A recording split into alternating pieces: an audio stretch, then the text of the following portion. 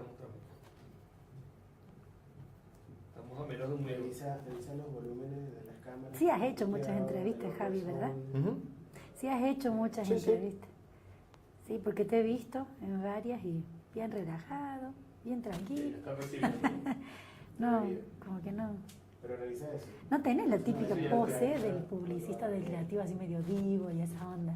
Que hay Solo en mi mucho. casa, solo en mi casa. Solo en tu casa. Sí, en mi casa. Acá el rey soy yo. En mi casa todo el mundo me... ¿Por qué? Nada, es un chiste. En mi casa menos que menos. Bueno, tenés 2 niñas, ¿no? También, Son entonces todas sos el niñas. En ídolo. mi casa hasta el perro es mujer. Ok, vamos al vivo. Ay, no, ¿ya? Sí, ya estamos listos. Bueno, ¿Cuánto necesitas? ¿Necesitas no, un minuto, nada más. Salimos un poquito después. Quiero poner acá. Pero igual con negro, sí, porque ponle una imagen a ella para que ella vea a Fernanda. Es que me va a empezar a correr. Ah, ok. Déjame Y el audio de ambiente, espérame. Ponle esa imagen, exacto. Sí, yo sé. Perdón.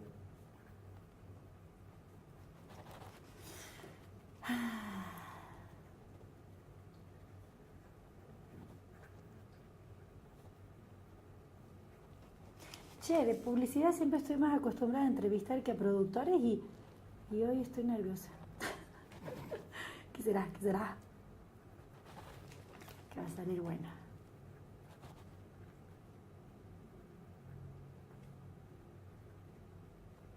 A mí me encanta la publicidad y el diseño. Estoy casada con un diseñador gráfico muy bueno. Sí. ¿Lista, Julieta? Entonces vive la publicidad. en mi Perdón, casa. tenés un papelito ahí. Ah, qué bueno, qué bueno. Ahí está. Ya, ¿Listos? Sí, ya, cuando quieras. Me avisas tú Tú para dinos. decirle a ella que vamos que prenda. Ok. Silencio entonces. Silencio todo el mundo, por favor.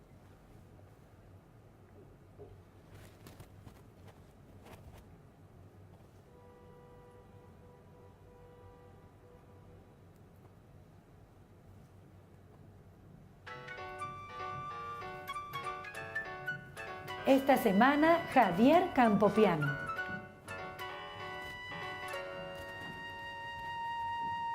Este espacio es patrocinado por Caracol Internacional, We Do Better, El Recluso, de Telemundo Global Studios, Lemon Studios, productora mexicana ganadora del Emmy Internacional 2017. Quienes lo conocen aseguran que si bien es uno de los publicistas más premiados del momento, lejos de hablar de sí mismo, deja que sus trabajos hablen por él. Un gran narrador de historias, no hay agencia por la que haya pasado en la que no haya dejado premios. Visita Produ, Javier Campopiano.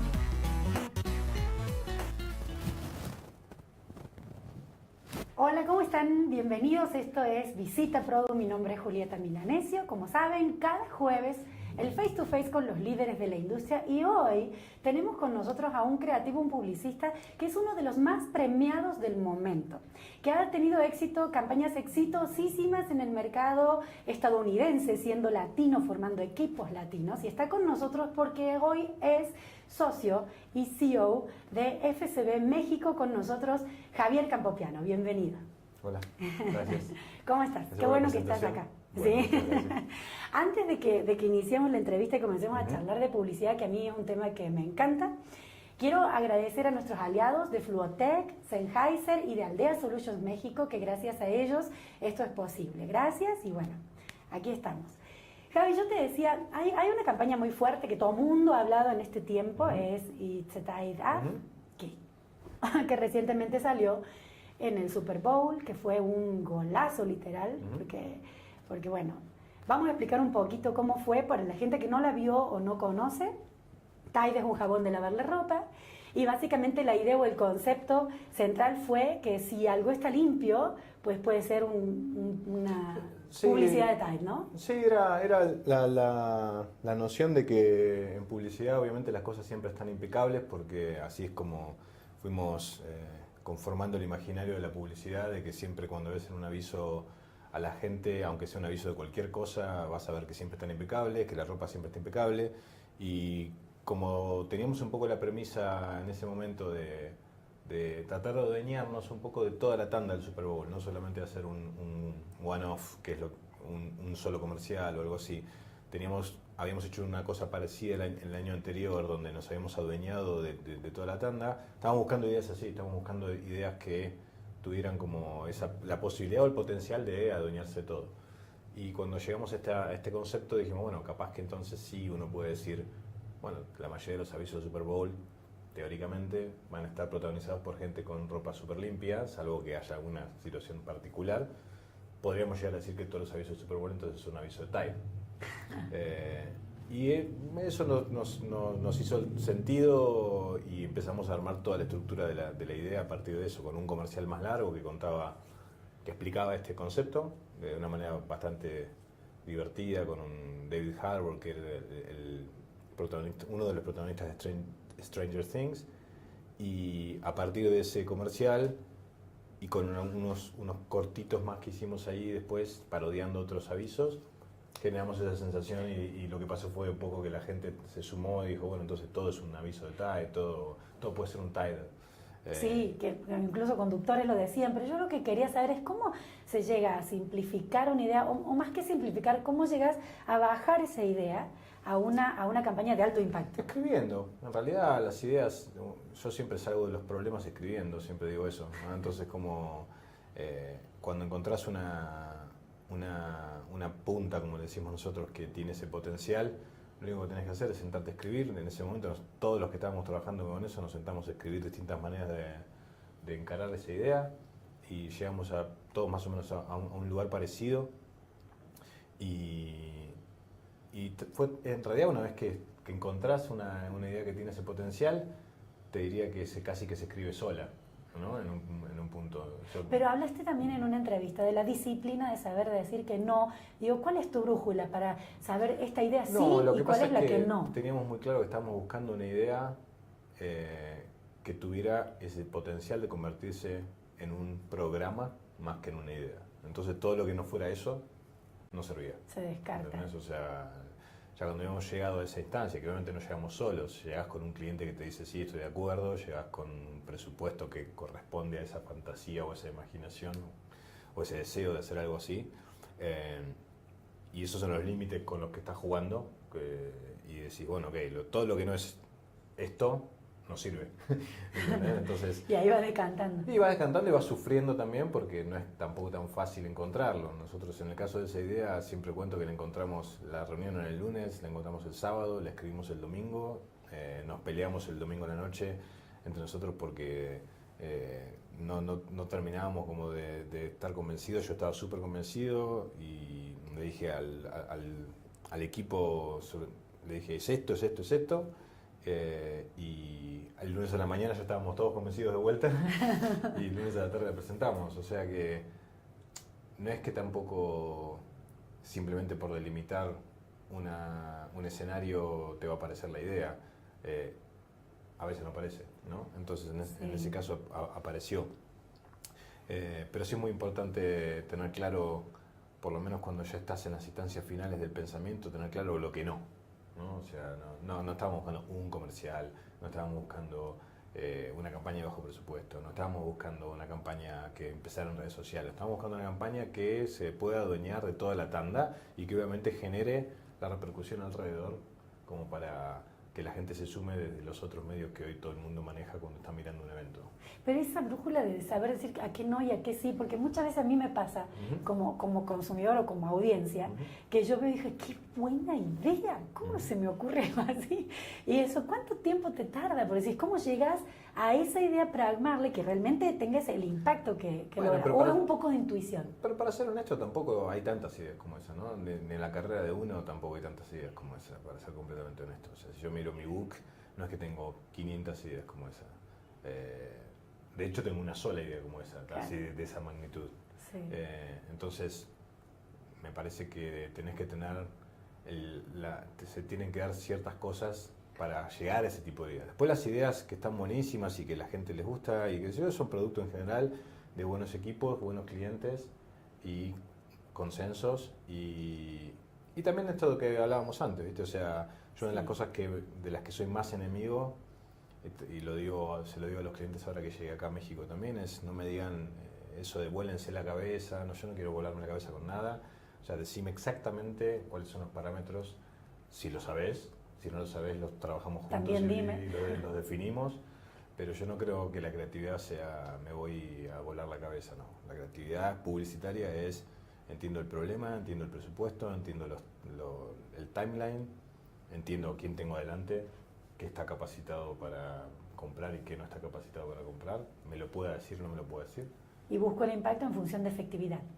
Sí, en realidad lo que buscas es contar lo que sea, lo que pueda generar una mejor conexión entre la marca, la gente y lo que ya es la marca, y, o sea, que no esté en disonancia con la historia de la marca, con el tono de la marca. Y tratar de definir siempre con el cuadradito para pensar adentro del cuadradito y no estar fantaseando con eso de think outside the box, que en realidad no quiere decir nada. Yo vi la campaña que hiciste para NDSS y es una campaña que apunta, es para una fundación que trabaja con personas por los derechos de la gente con síndrome de Down. O sea, Sí. distinto a... Pero que esa campaña apuntó a cambiar una ley en Estados Unidos. Sí. Es algo fuerte, digamos. Tú dijiste en una entrevista que no es tanto tu responsabilidad social, no pasa por hacer campañas solamente de este tipo, sino también por la forma en que trabajas. Pero hay diferencias. ¿Hay alguna campaña que tú hayas preferido, que te haya impactado, que te haya gustado y disfrutado más hacer? Bueno, en ese sentido? esa en ese sentido fue muy fuerte, porque por varias cosas. Primero porque cuando nos vinieron a contar el problema que tenían, era un problema que nosotros no estábamos ni enterados. O sea, no sabíamos que en Estados Unidos la gente con síndrome de Down está enmarcada legalmente de una manera que los iguala con alguien que tiene parálisis cerebral y no puede hacer nada, Claro. por ejemplo. Entonces, para que puedan trabajar, no pueden trabajar o no podían trabajar, todavía sigue habiendo límites, ¿no? O sea, en el sentido de que si excedían cierta cantidad de dinero, perdían Medicaid, por ejemplo. Claro. O sea, una ley que los limitaba completamente a justamente lo que las personas con síndrome de Down vienen peleando hace muchos años, que es tratar de insertarse en la sociedad como dentro de sus limitaciones y con los elementos que tienen, pero trabajar y ser parte de la sociedad, parte activa de la sociedad. Entonces ya nosotros nos quedamos así porque dijimos, esto yo no tenía ni idea qué pasaba. De hecho, todavía no pude investigar cómo es acá en México, cómo es en el resto de la región, porque me gustaría seguir trabajando para ese tema. Entonces ya eso se volvió como muy motivante para nosotros, porque decimos, bueno, ok, lo que tenemos que hacer no es awareness, que está todo bien con el awareness, pero a mí lo que me pasa con las campañas en público, que solamente levantan un punto y no te dan nada para hacer, es como que me dejan también como medio angustiado, decir, bueno, sí, Motivo, la violencia pero no provoco la nada. violencia doméstica es terrible. Sí, ya todos sabemos que Sí. la violencia doméstica es terrible. ¿Pero qué hacemos? Pero a un tipo que le pega a su mujer no lo vas a convencer diciéndole que la violencia doméstica es terrible. Ni tampoco a la mujer que está sufriendo esa situación le estás dando nada que hacer, nada nuevo. Entonces, cuando se puede, porque no siempre se puede, yo prefiero trabajar para causas en las que lo que hacemos pueda activar algo, ¿no? En el caso de NDSS, lo que decidimos fue primero ponerle un nombre a esa situación, que lo llamamos Low Syndrome, que lo que decíamos es que esta gente tiene síndrome de Down, pero sufre Low Syndrome. Digamos, porque el síndrome de Down no les impide hacer nada, lo que tienen es el síndrome de esta ley. De la ley. Y después empezamos a pensar cómo activar esta idea, y lo primero que nos surgió, casi una de las primeras ideas, fue esto de, bueno, ¿qué pasa si mostramos todo lo que pueden hacer? ¿No? O sea, empíricamente, simplemente ponerlos a hacer algo. Entonces, Sí, lo vi. Montaron un restaurante, sí, los chicos lo que hicimos atendieron fue, esta idea es un pop-up restaurant que se llama C21, por el cromosoma 21, que es el cromosoma que difiere en una persona con síndrome de Down. Sí. Y ese restaurante, que creo que lo van a seguir haciendo en distintas ciudades de Estados Unidos, de hecho ya lo hicieron en otro lado, es un pop-up restaurant donde ellos básicamente se encargan de todo, de ser los que corren el restaurante.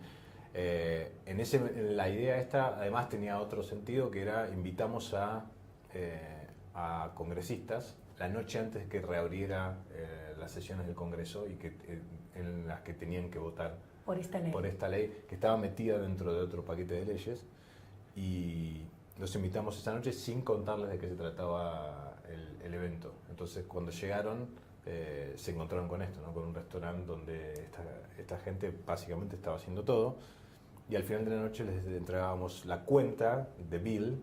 Y Sí. lo que les decíamos es, en inglés, the bill is on us, changing the law is on you. Entonces la cuenta corre por Sí. nosotros, lo que vos Con tenés que el hacer cambio es están ustedes. cambiar Cambia la ley. Y lo más lindo ese día fue, la noche anterior, el ensayo fue un desastre. O sea, no salió nada bien. Todo salió mal, nada, todo lo que podía salir mal salió mal. Entonces, antes de empezar el evento, estábamos todos como diciendo, bueno, que sea lo que Dios quiera, un poco, ¿no? Y salió muy bien, salió por lo que se ve. Perfecto. Perfecto. O sea, fue una cosa muy conmovedora, sí, fue muy... Javi, quiero hablar de tu llegada a México, pero tenemos que ir a nuestro clic comercial o publicitario y regresamos ¿Acá en unos también? minutos. Ah, sí, también Ah, aquí. Clic. Su pasión por la vida, la justicia y el amor lo convirtieron en leyenda.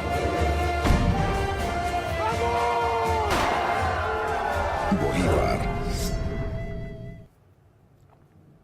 Regresamos entonces y Javier, yo quería preguntarte, bueno, he escuchado que hablaste de tus razones para venir a México, que tiene que ver con un tema personal, familiar, pero también una gran propuesta de FCB México, en la que tú eres socio y bueno, le apuestas.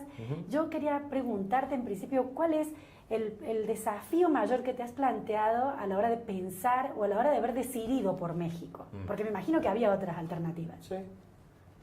Mira, la realidad un poco lo dijiste vos, o sea, la oferta de FCB fue muy buena, yo pertenezco emocionalmente a la familia FCB porque fue la red que me dio la posibilidad de ser director general creativo cuando estaba en Argentina. Me hicieron director creativo regional muy prontito, desde Buenos Aires, y fue donde yo más me desarrollé como líder creativo, o sea, más que como creativo raso, ¿no? Entonces, tengo muchos amigos en la red y tengo un vínculo afectivo con la red, obviamente basado en lo laboral y en que me ha ido muy bien dentro de la red. Entonces, a la hora de sentarme a escuchar propuestas por una necesidad personal, que es básicamente que mi mujer, que es psicoanalista, pudiera trabajar en su idioma, En español. Cuando surgió esta propuesta, obviamente fue con quienes primero me senté a conversar, fue con FCB.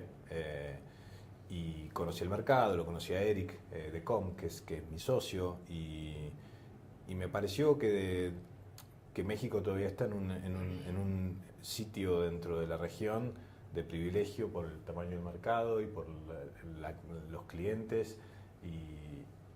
Pero has visto que el mercado mexicano, bueno, yo he entrevistado muchos Sí. periodistas y he platicado con otros, Sí. publicistas, y la conversación siempre es cuando preguntamos sobre pues los rendimientos en Cannes o la creatividad en México. Hay una queja constante, queja sutil, digamos, pero se desliza siempre en las conversaciones, y es que las marcas en México no apuestan a la creatividad o no se arriesgan.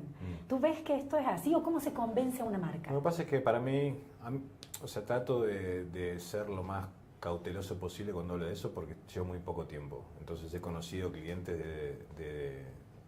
he ido conociendo a los clientes muy de a poco. Entiendo esa queja porque sí, es cierto. O sea, quizás lo que pasa, y lo que decía apenas llegué, es que el mercado tiene más potencial que el que muestra la creatividad del mercado, por lo Sí. menos, ¿no? O sea, uno piensa en las marcas que hay, los clientes que hay. ¿Por qué todavía no llega a ese nivel? Yo no lo tengo tan claro hoy. Lo que sí te puedo decir es que yo soy muy de decir que no. De decir que no a pitches, de decir que no a cambios. Y me parece que eso es una cosa que es sana porque te define a vos como profesional y define lo que vos querés ser como agencia y el tipo de trabajo que querés hacer.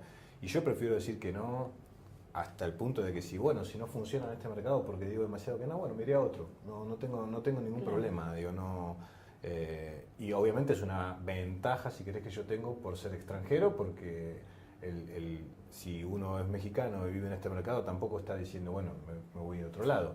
Entonces, eso a mí me da un mindset quizás distinto, pero entiendo que es importante en cualquier mercado que uno como socio estratégico de un cliente tenga la capacidad de plantarse y de dar su opinión y de no sentirse un proveedor.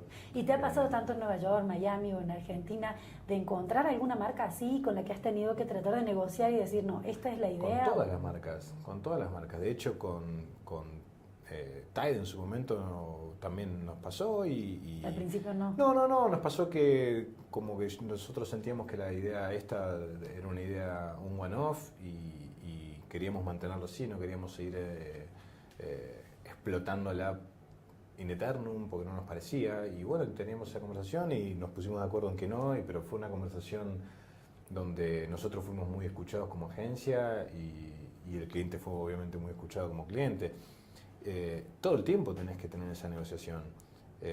Y si no existe esa negociación, lo que hay es una relación degradada, donde la agencia es simplemente un proveedor más, como puede ser el que hace X cosa para el producto. Me parece que las agencias, la única forma de que tengan valor y que tengan un rol interesante en el circuito del marketing, o en el proceso de marketing, es si son un socio estratégico del cliente, no socio porque compartimos dividendos, sino socio de tomamos decisiones juntos, tomamos riesgos juntos. No, y además porque hay una cosa que es muy importante, que es el producto de la agencia también es el trabajo que se ve afuera. Entonces, si yo no cuido ese producto, mi marca como agencia también se va degradando. Es mi obligación cuidarlo. Más allá de que estemos en una industria de servicio, que le damos servicio a un cliente, mi producto también existe. Y más allá del volumen de mercado que dices que en México es atractivo y eso es ya sabido, digo, Sí. ¿dónde ves el potencial de la creatividad mexicana? O de la No, creatividad yo creo que en este gap que hay todavía entre lo que son las marcas mexicanas, lo que es el mercado mexicano y lo que es la creatividad que se ve todavía en la calle. Yo creo que todavía hay un gap ahí. Importante para trabajar, como una oportunidad. Yo creo que, como dicen acá, el área de oportunidad pasa por ahí, para que cada vez sea mejor publicidad en la calle. Que tampoco es fácil, no es que todos los mercados tienen una publicidad maravillosa en la calle. Estados Unidos lo que tiene es un volumen tan grande que ves un montón de cosas a veces que no están buenas, pero ves muchas buenas por una cuestión de volumen. Entonces tampoco es que es Disneyland, ¿viste? De la publicidad. Pero me parece que México sí tiene todavía un área de oportunidad grande en ese sentido. Quiero que hablemos de los cambios que hay en la tecnología, en las plataformas, pero vamos a nuestro siguiente clic publicitario y regresamos. Soy un exmarín de los Estados Unidos, infiltrado en este infierno. Si me descubren, me matan. El Recluso. Estreno en septiembre, solo por Telemundo. Regresamos entonces. Te decía, Javier, de que hay cambios, bueno, ya sabes, todo. El consumidor ha cambiado, la forma en que se consume ha cambiado, la tecnología cambia constantemente. Y yo quería preguntarte, ¿hacia dónde crees tú que va la publicidad? ¿Qué tan importantes son contar historias, el narrar las historias en estos cambios? Yo no tengo ni idea de dónde va la publicidad. Yo la verdad no tengo ni idea, porque me parece que prefiero ocupar el tiempo tratando de entender qué es lo que pasa hoy que lo que viene. No, pero porque me parece que estamos en un momento donde nos estamos ocupando demasiado de pensar en el futuro, y la realidad es que todos los días hay una cosa que parece ser el paradigma para donde van las cosas. Hace un año y medio eran los wearables y el futuro eran los wearables, y hoy los wearables no existen prácticamente. El único que sobrevive, digamos, es el Apple Watch. No ves Google Glass por ningún lado. ¿Y qué es lo que pasa hoy en la publicidad? No, lo que pasa, pero a tu pregunta es, contar historias siempre es importante, porque cualquier cosa, desde un case study, cualquier cosa que vos pongas a exposición de la gente tiene que tener un arco narrativo. Hasta los videitos de Tasty tienen un arco narrativo, sí, ¿no? Sí. Entonces, el storytelling obviamente es parte de lo que la gente consume. Me parece que yo estoy más atento a las críticas a los medios nuevos que a ser un evangelizador de eso, porque me parece que es importante entender qué parte de eso no está funcionando más que lo que está funcionando. Lo que está funcionando es claro. Hoy nosotros nos comunicamos de una manera, que no tiene prácticamente límites. Pero me parece que lo que no está tan claro es qué es lo que no funciona. Entonces yo estoy tratando de leer mucho acerca de las cosas que no funcionan, y leo mucho a la gente que critica Venía en el auto escuchando un libro que se llama 10 razones para cortar todas to quit all your social network, ¿no? Que es de un tipo que trabaja en Silicon Valley, que escribió otro libro que se llama Who Owns the Future, que es muy, muy recomendable también. Obviamente no voy a llegar al extremo de dejar todas las redes sociales porque soy adicto a ellas como todos nosotros somos hoy. Pero sí me parece importante entender qué es lo que no entender más qué es lo que no funciona. Hay otro tipo muy crítico de eso que se llama Bob Hoffman. Trato de entender por dónde no está funcionando, por una curiosidad personal, porque reacciono mucho en contra del discurso de que el futuro es maravilloso, ¿no? Creo que los creativos tenemos que ser más críticos de eso y empezar a observar un poco más la conducta humana y no tanto y dejar un poco de lado la fascinación con la tecnología. No con la tecnología. Yo lo que creo es que hoy la narrativa de Elon Musk diciendo lo que va a hacer en Marte reemplazó un poco lo que cuando yo era chico era ciencia ficción. Yo me crié leyendo ciencia ficción, era mi género favorito, leía Bradbury, leía Asimov, leía a todos los autores, digamos, de ciencia ficción, y eso era una fantasía que me alimentaba y que me hacía pensar en el futuro. Hoy eso lo ocupa un post de Elon Musk que dice que va a hacer X cosa en Marte que no sabemos si es cierto, si es verdad, si no es cierto. Lo que me pasa con eso a mí es, yo estoy empezando a tratar de encontrar la parte interesante de la tecnología en cómo la gente reacciona a la tecnología, qué le pasa a la gente con la tecnología, cómo cambia la conducta de la gente a partir de la tecnología. Y me parece que es ahí donde nos tenemos que enfocar los creativos, porque en definitiva nosotros tenemos que entender a la gente, no la tecnología. Claro. Lo que nosotros se supone que tenemos que hacer es entender a las personas. Y si hablamos de la producción de contenidos, juegan un papel importante los productores, ¿no? Tú sabes que a nosotros en Produ nos siguen y nos leen tanto en el mercado latino en Estados Unidos como en Argentina, Venezuela, Colombia, toda nuestra red, productores de contenido y que están hoy desarrollando series y ficción y demás. ¿Qué relación hay entre la publicidad y los productores? Es decir, un publicista, ¿qué espera de un buen productor para que ellos puedan... Para mí o si has tenido experiencia, ¿qué esperan del publicista al productor? No, pero un productor es el brazo derecho. Yo cuando llego a una agencia, las dos personas más importantes, además de mi partner CEO o la persona de cuentas, para mí las dos personas más importantes son el planner y el productor.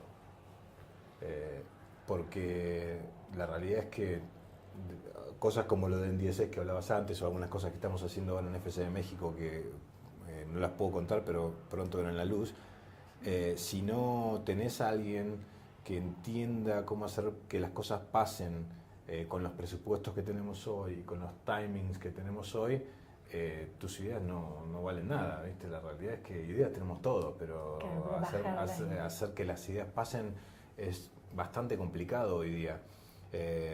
Entonces para mí el rol de un productor en este momento es fundamental. Si vos me preguntás en cuanto a la generación de contenidos, lo que tiene de interesante este momento es la diversidad de formas y de formatos para poner algo al aire, ¿no? O sea, desde una cosa muy básica hecha con un stick y un iPhone hasta algo más parecido a Chef Table, hasta un corto, pero lo interesante cuando vos pensás en todas esas cosas sigue siendo que las cosas que funcionan y que hacen que la gente consuma contenido tienen que ver con un arco narrativo, digamos, atractivo. Entonces me parece que... Y que otra vez lo atractivo vuelve a cómo es la gente, a saber leer las reacciones de la gente. ¿Qué le gusta a la gente, ¿no? Claro. O sea, me parece... ¿Qué es lo que la gente está esperando?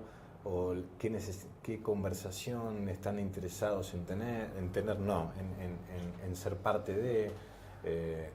si no sabes eso, digo...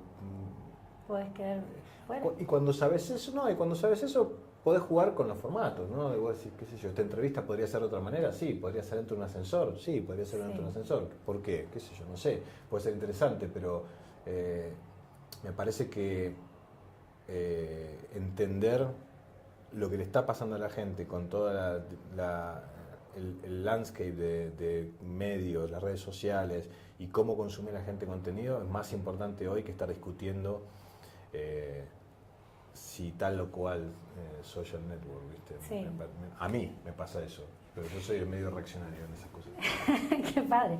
Javier, vamos a hablar, yo te voy a decir, como siempre pedimos un par de consejos, de tips y cosas así, pero antes quiero ir a nuestro último clic publicitario y regresamos.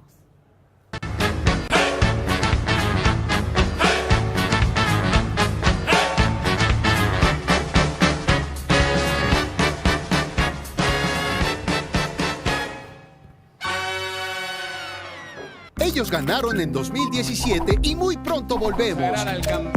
¿No me reconoces? Los Pro Duo Awards, reconociendo la excelencia en los nuevos contenidos, talentos y Para toda plataformas. Latinoamérica. Es un gran honor recibirlo. 2018 es tu oportunidad. No la dejes pasar. Y gracias a Pro. Aparte me encanta el premio, ¿saben? El diseño está increíble. Inscríbete ya. Así es, ya saben, están abiertas las inscripciones de nuestros premios, los premios de la casa, los Pro Awards. Así que, pues ahí se ponen en contacto y a participar.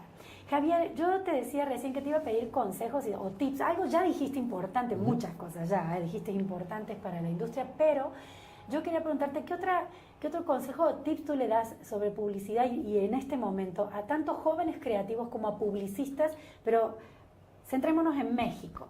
O sea, consejos o tips importantes. Y por otra parte, ¿qué consejo a las marcas? Y esto te lo digo porque sigo pensando en esta ecuación de leones, efectividad. La pelea de yo quiero ganar leones, pero la marca quiere efectividad. ¿Qué tan peleado está eso o no? ¿O es el impacto lo que te lleva a tener premios? ¿O es la efectividad lo que te lleva? O sea, ¿qué consejos tú le darías a los publicistas y a las marcas? A ver, a mí lo que me parece es que la creatividad no la podés pensar fuera de la relación con el cliente y fuera de la relación con el mercado, ¿no? Entonces, yo lo que sí me encontré en algunos casos en los primeros días en la agencia era a veces una sensación como de que la creatividad es una cosa como que está aislada y que esto de volarte la cabeza, qué sé yo. Yo pienso que el mejor consejo que le puedo dar a alguien que quiere ser creativo o publicitario es que entienda de marcas, que entienda de marcas, que entienda de personas y que entienda del mercado, ¿no? O sea, porque las ideas aisladas no sirven para nada. Podés ganar un premio con una idea aislada, pero probablemente el cliente lo pierdas porque siente que lo estás usando para tu propio beneficio y que no estás pensando en su problema. Yo creo que el mayor placer que tiene un creativo es resolver un problema de marketing con una idea que a él le gusta, ¿no? Eso es muy básico como sí, sentimiento, pero es un poco lo que te pasa cuando vos decís, ok, pude resolver este problema de marketing que me planteaba el cliente con una idea con la que yo me identifico y que expresa algo de lo que a mí me gusta hacer. Eso es lo más lindo y lo más interesante para mí como creativo.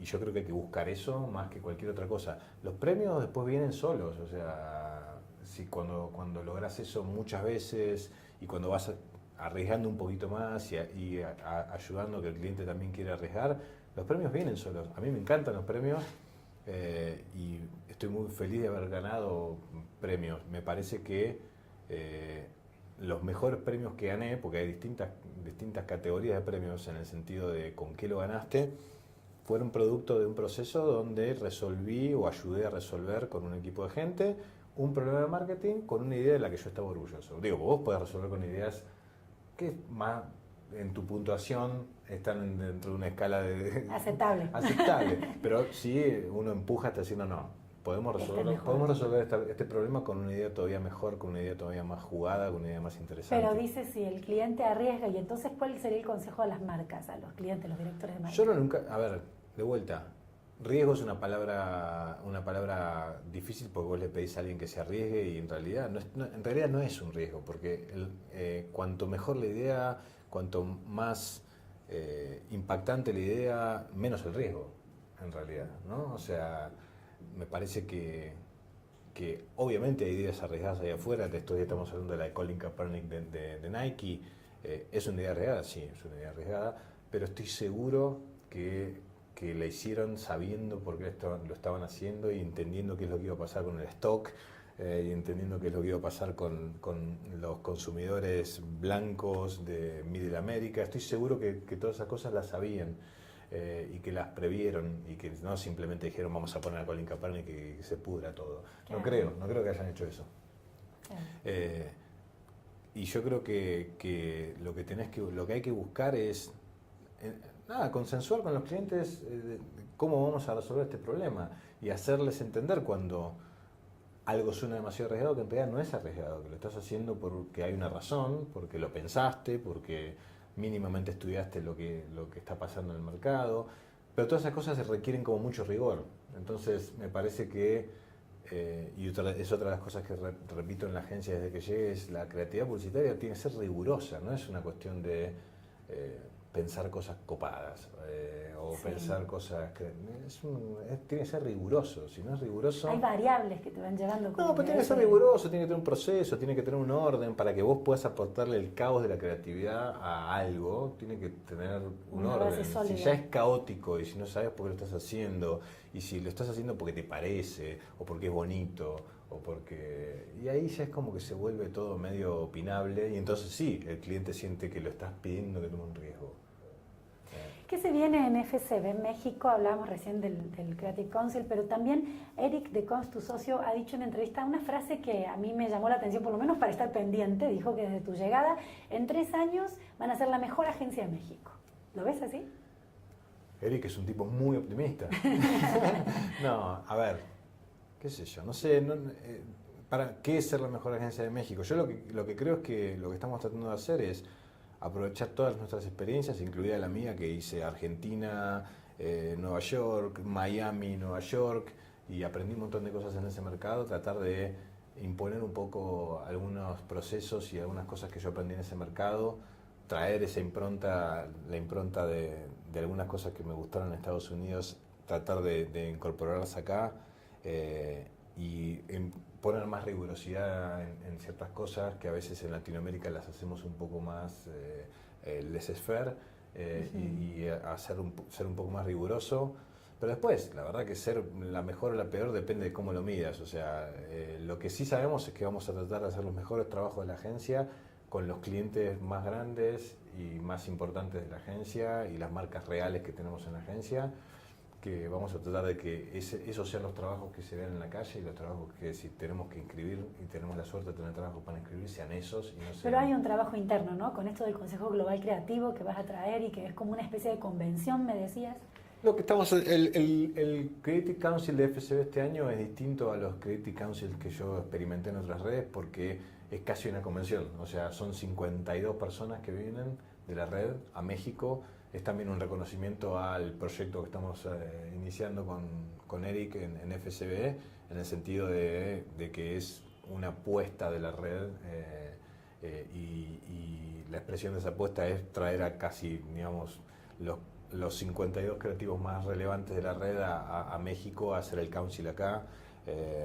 Y va a ser como una especie de convención porque es casi como un TED Talk continuo, ¿no? Qué bueno.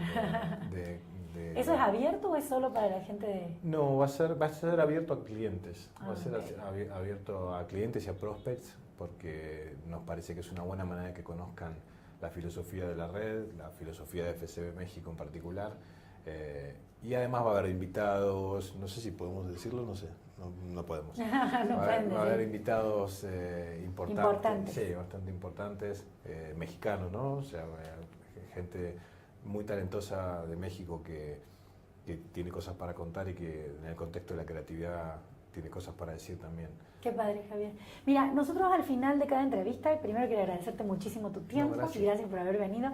Tenemos preguntas de la audiencia que los chicos envían a mi celular y quisiera poder hacerte alguna de las preguntas de lo que están comentando. Manuela te pregunta, se habla de una crisis dentro de la industria publicitaria. ¿Estás de acuerdo? ¿Cómo estás afrontando FCB México todos estos retos con lo que decías recién, los adblockers y gente que cada vez rechaza más los anuncios? Yo no estoy de acuerdo con que la gente rechace cada vez más los anuncios. La gente rechaza toda la vida los anuncios malos. O sea, cuando vos ves algo bueno, lo compartís, sea de una marca, no sea de una marca, tengo un logo, no tengo un logo. La realidad es que yo mismo, por supuesto que hago skip ad todo el tiempo, pues tampoco quiero ver avisos todo el tiempo, pero cuando veo algo que me resulta interesante, lo dejo seguir, lo comparto. Esta mañana estaba mirando una campaña de afuera de la Council en contra del bullying que está buenísima y me apareció en Facebook y la miré entera, pero a ver, y obviamente la gente puede decir, claro, vos sos publicitario y por eso te importan, pero la realidad es que no creo yo creo que la crisis, como decía antes, es una crisis de cómo nos está afectando la tecnología a todos, no a la publicidad solamente, digo, porque la realidad es que ¿qué van a hacer los taxistas en Nueva York cuando Uber tome todo? ¿De qué van a trabajar? No sé de qué van a trabajar, no van a convertirse en profesores de yoga de un día para el otro. Entonces, me parece que la crisis no es una crisis de la industria publicitaria. La tecnología y en cierta medida el descontrol en algunos mercados de la tecnología lo que genera es una nueva economía y eso afecta a todos. Particularmente la publicidad, son dos preguntas en una, pero sí. la realidad es que la publicidad, si es buena, si está bien hecha, si es relevante, yo no creo que tenga crisis, digamos. Crisis. Lo que tiene crisis es la publicidad mala para mí. Camilo Vergara te pregunta tu opinión acerca de los festivales como Cannes Lions, el EFI y saludos desde Colombia. Para mí los festivales son un lugar válido para cualquier industria. Digo, también cuando nosotros vamos a Cannes, creo que la semana anterior... Algo dijiste de la envidia que te generan, las cosas que ves, y que eso te pone pilas. Hay dos cosas con respecto a eso. Antes del Festival de Cannes, si no me equivoco, no sé si es ahora, si fue este año o el año anterior, había un festival similar de cine pornográfico. O sea, es lo mismo. Digo, todas las industrias tenemos nuestro festival donde nos juntamos. A mí lo que me gusta de ir a Cannes, cuando tenés la posibilidad de acceder al Palacio el último día, es esto de justamente de ver trabajo que me da envidia y que me hubiera gustado hacer, me motiva y me carga como de motivación. Me parece que para eso sirven los festivales. Esta es una profesión que depende mucho del ego y de la confianza y de la motivación personal. Entonces los festivales como que aplican en esos tres lugares, ¿no? O sea, sí. El ego, porque a veces vas ahí y te va bien, la confianza porque te va bien y salís fortalecido, o digamos, la motivación porque vas ahí y te da envidia algo que viste y querés volver a tu agencia hacer algo mejor, ¿no? Sirve. Entonces, para eso sirve. El reunir, el networking también, sirve. ¿No? El reunir y conocer los pares. Trabajar nada más que para eso, obviamente que no sirve. Aliana González te pregunta, el cambio que vemos en la industria, donde el usuario tiene cada vez más poder en cómo ve o consume, ¿cómo afecta a la industria de la publicidad y cómo se adaptan los cambios allí? Es mentira que el usuario tiene más poder. O sea, la realidad es que los que tienen más poder son Google, Facebook, etc. O sea, porque vos no elegís lo que ves en tu feed. Lo que vos ves en tu feed lo elige un algoritmo que lo elige basado en tu conducta cuando estás mirando eso, que prueba cosas aleatoriamente para ver qué te atrapa más. Entonces digo, hay una trampa ahí que es que el consumidor tiene más poder. Lo que tiene más poder son los haters, digamos, en realidad, ¿no? Creo que es... Cualquiera que se haya metido en una conversación de Twitter sabe que termina siempre esa conversación de alguna manera en una pelea. Cada vez que opinás de un tema, indefectiblemente vas a llegar a un punto en el que alguien te contestó una cosa y terminas peleándote. Entonces la pregunta de ella, ¿esto afecta a la publicidad? ¿No? Sí, por supuesto. Como cualquier cambio en el algoritmo de Facebook, como el cambio en el algoritmo de Facebook afectó a los media outlets, ¿no? Que tuvieron prácticamente muchos de ellos desaparecieron Claro, por eso la importancia que decías, aprender a entender cómo funciona. Exactamente, aprender a entender cómo funciona, no como entender al enemigo, porque no son el enemigo, es una nueva manera. Una interfaz en la que todos vivimos hoy, de la que todos dependemos. De vuelta, lo que nosotros tenemos que hacer es entender a las personas para poder contar cosas que sean relevantes para las personas independientemente del medio. Liz Unamo te pregunta, ¿consideras que las marcas tienen el poder de realizar cambios sociales con sus mensajes? ¿Cómo ves el futuro creativo? Pues ya dijiste que te gusta. Sí, claro. Pero las marcas, como cualquier actor importante de la sociedad, tienen la posibilidad de hacer las cosas mejores. Lo que tienen que hacer es, en todo caso, ser coherentes en lo que dicen y en lo que hacen. O sea, si vos vas a salir a hablar de igualdad de género como marca y en tu propia empresa no hay igualdad de género, entonces es un discurso que no es coherente con tu realidad. Me parece que lo que las marcas tienen que hacer es decir y hacer. Sí. Entonces ahí sí pueden generar un cambio. Y el cambio más fácil y más comprobable es el que se hace más que el que se dice. Entonces, una vez que lo estás haciendo, el salir a decirlo me parece sano. La última pregunta, porque hay varias más, pero que no damos con el tiempo. Entonces, la última pregunta de Flor Antonia Singer. Bueno, así se llama. Flor Antonia.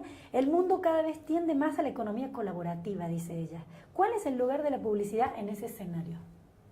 Tampoco estoy de acuerdo con que tienda más a la Economía colaborativa. Esas son las cosas con las que yo me peleo un poco mentalmente, ¿no? O sea, digo, esas nociones como tan generalizantes de que algo...